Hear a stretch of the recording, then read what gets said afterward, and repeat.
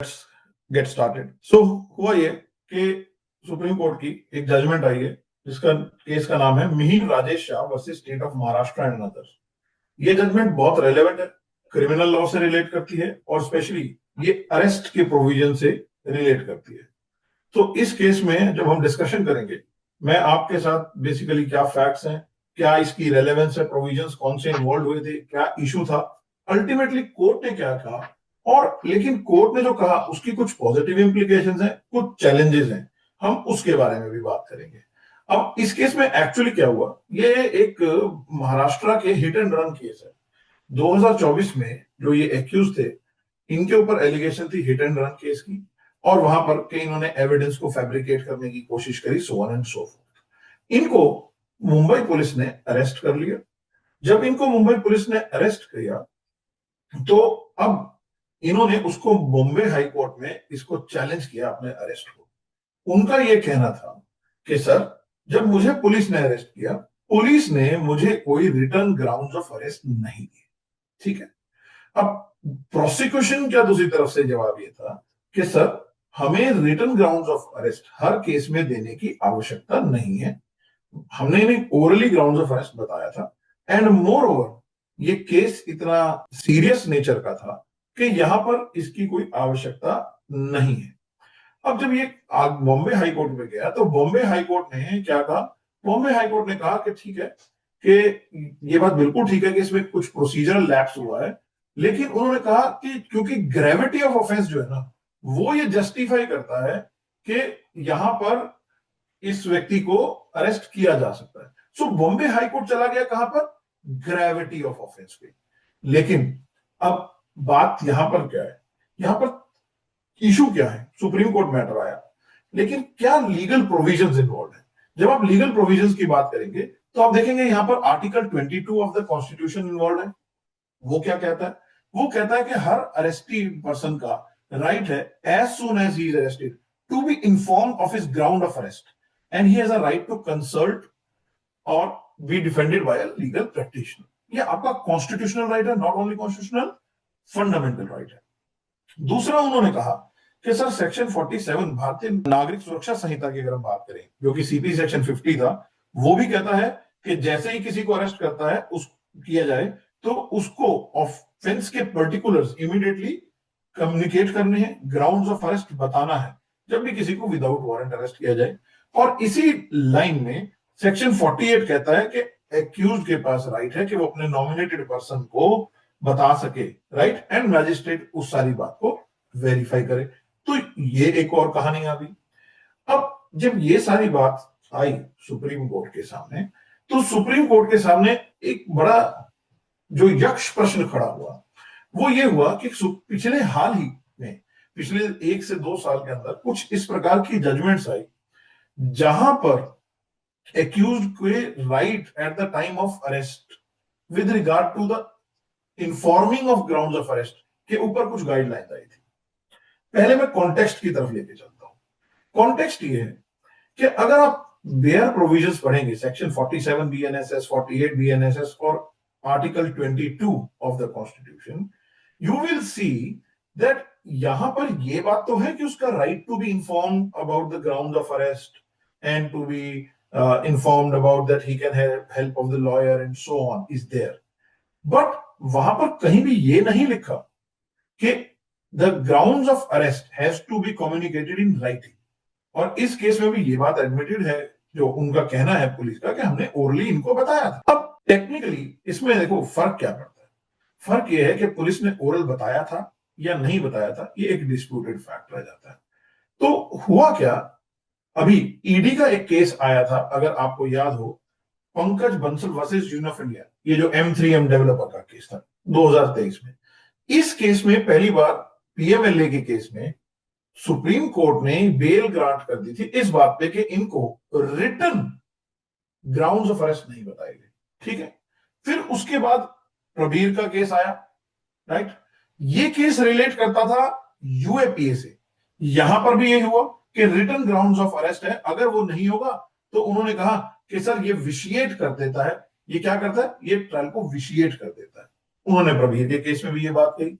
लेकिन इन सब बातों में ये जरूर देखा गया कि ये जो केस थे, एक पीएमएलए, यूएपीए, ये हीनियस ऑफेंसेस के बारे में थे।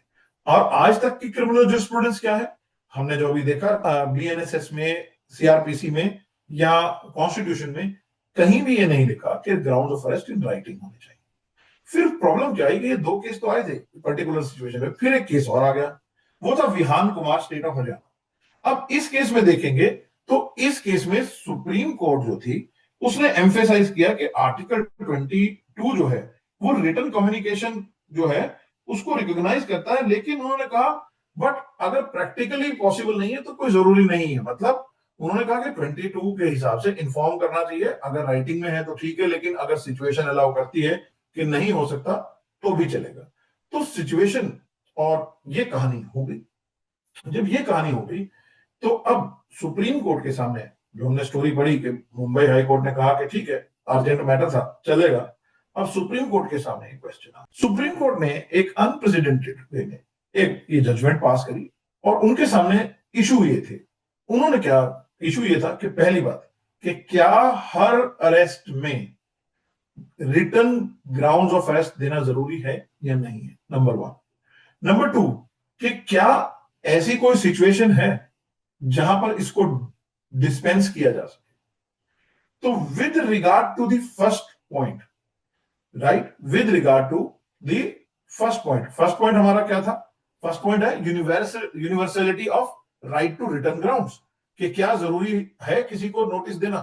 सुप्रीम कोर्ट ने माना कि बीएनएसएस में ये बात इन राइटिंग कहीं नहीं है, आर्टिकल 22 में कि राइटिंग में देना है, बट सुप्रीम कोर्ट ने इस बात को माना और सुप्रीम कोर्ट ने ये कहा कि देखिए हमें ये सारी बात जो फंडामेंटल राइट है आर्टिकल 22 वो हर अरेस्ट पर अप्लाई करेगा, राइट।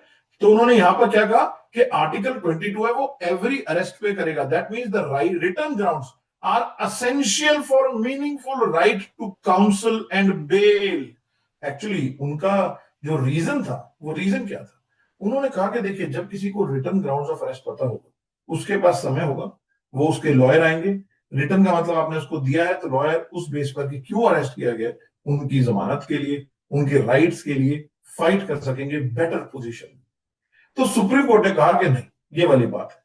अच्छा एक चीज और देखिए, यहां पर सुप्रीम कोर्ट ने कोई इंटरप्रिटेशन नहीं बदली, इन्होंने किसी प्रोविजन में कुछ नई बात ऐड नहीं करी, रादर ये कहा कि ये होना चाहिए कि इन राइटिंग कम्युनिकेट हो इररिस्पेक्टिव ऑफ द ऑफेंस और द स्टैट्यूट। तो ये एक बहुत important right towards the accused उन्होंने दे दिया। अब लेकिन आपको पता है कि सुप्रीम कोर्ट ने इस जजमेंट में बोला कि कई बार किसी आदमी को मौके से ही, कहते हैं मौका वारदात से किसी को अरेस्ट किया, अब वहां पर आपके लिए पॉसिबल नहीं है कि आप उसको पहले नोटिस रिटर्न में दें। अर्जेंसी है, कोई आदमी बिल्कुल ऐसा थ्रेटफुल ड्रेडफुल काम कर रहा है, इमीडिएटली आपको उसको अरेस्ट करना है, आप इस चीज में नहीं पढ़ सकते। तो सुप्रीम कोर्ट ने उस बात को भी ध्यान रखा और कहा कि इन सर्टेन एक्सेप्शनल केसेस जो पुलिस है वो नोटिस अरेस्ट के बाद भी दे सकती है इन राइटिंग, बट एक कंडीशन है जो इस केस में हेल्ड करी गई, वो कंडीशन ये है कि जब आपको पता है ना विद इन 24 आवर्स और 2 hours of arrest an accused has to be produced before the nearest magistrate. तो उन्होंने कहा कि जब आप मैजिस्ट्रेट के पास पेश करते हैं उससे कम से कम 2 घंटे पहले आपको एक्यूज्ड को रिटर्न ग्राउंड ऑफ अरेस्ट देने होंगे। मतलब लेट्स से एक एक्यूज्ड को भी अरेस्ट किया, 5 आवर्स डाउन द लाइन आप उसको नोटिस दे देंगे कम से कम 2 घंटे का कि भैया हमने आपको अरेस्ट किया है, ये ग्राउंड्स है। और उसके बाद आप जब 7th आवर शुरू होगा उसके बाद आप कभी भी उसको प्रोड्यूस कर सकते हैं कोर्ट में। तो 2 घंटे का उन्होंने कहा कि प्रोड्यूस करने से पहले 2 घंटे आप कम से कम आप नोटिस देंगे। रीजन वही है जो रीजनिंग कोर्ट ने दी कि क्या कि उनके राइट एडवोकेट को मौका मिलेगा। कई बार एडवोकेट कोर्ट में आता है उन्हें पता ही नहीं होता, मतलब जैसे सिंपल केस है देखने में लगता है एक्सीडेंटल केस है, लेकिन हो सकता है आपने फैब्रिकेशन ऑफ डॉक्यूमेंट्स, हो सकता है आपने कोई और उसमें ऐड किया हो। तो क्या ग्राउंड्स ऑफ अरेस्ट है वो क्लियर होना जरूरी है so that the accused can defend. ठीक। और तीसरी बात, अब जो मोस्ट इंपॉर्टेंट है, what will be the consequence if it is not followed.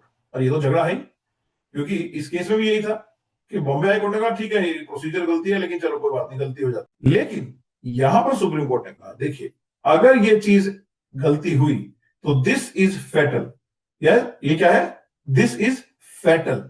फेटल in the sense that accused has to be released, the arrest is illegal and the accused has to be released on bail, और basically bail कह लो या accused को release from custody होगा।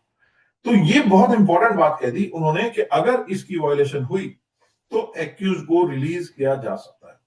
लेकिन in the same breath Supreme Court ने एक बात और कह दी, उनका कि जब भी किसी व्यक्ति को यहां पर रिलीज किया जाएगा एंड पुलिस उसको दोबारा से अरेस्ट करना चाहती है तो पुलिस दोबारा से रिक्वेस्ट फॉरवर्ड करेगी विद ऑल फॉर्मेलिटीज, और उस रिक्वेस्ट में यह भी लिखेगी कि पिछली बार जब उन्होंने अरेस्ट किया था तो वो नोटिस क्यों नहीं दे पाए। एंड उसको देखने के बाद within 1 week court decide करेगी कि इस व्यक्ति को दोबारा से अरेस्ट करना जरूरी है या नहीं है।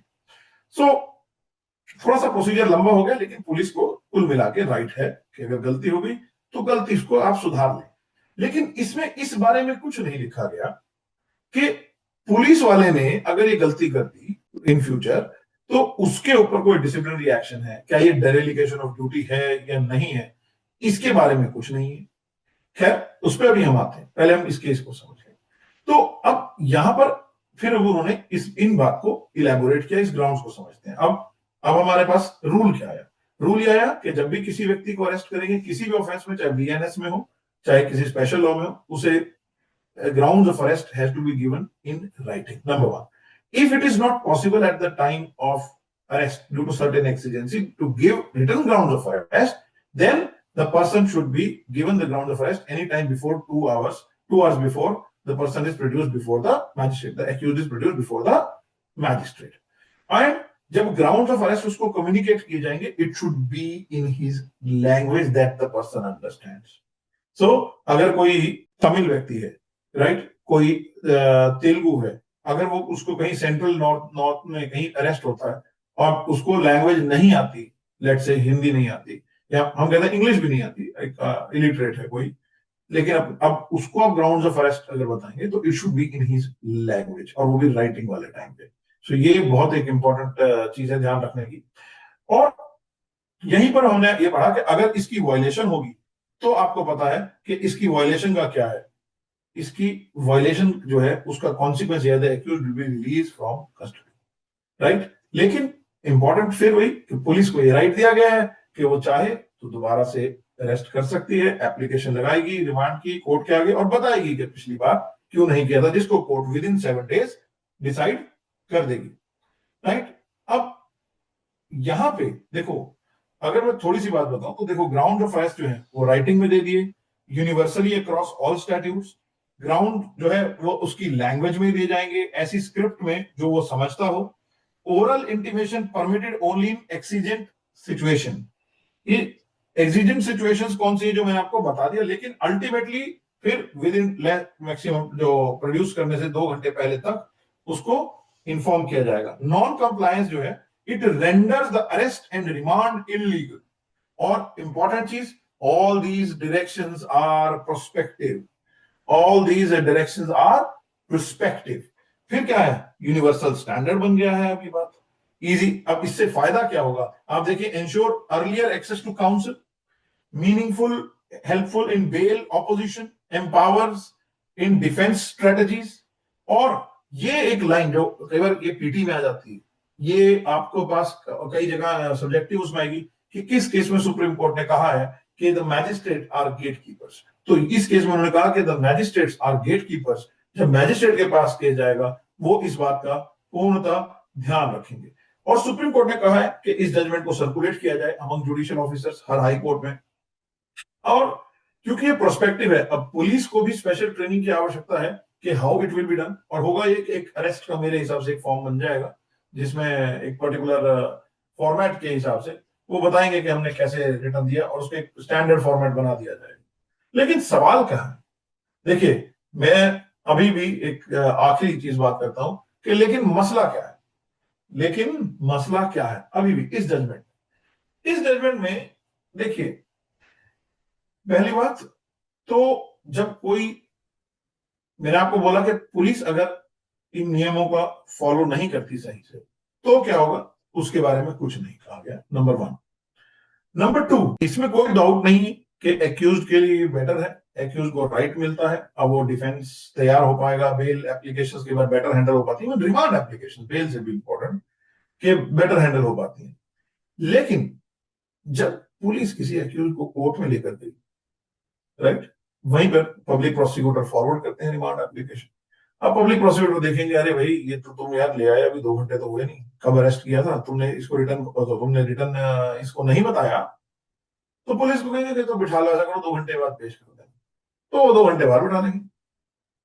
तो व्हाट आई मीन टू से इज कि ये एक अच्छी जजमेंट है, बट जब धरातल पर ये आएगी, जब जमीन पर हम इसको देखेंगे ऑन ग्राउंड, वहां पर बहुत सारे चैलेंजेस हैं।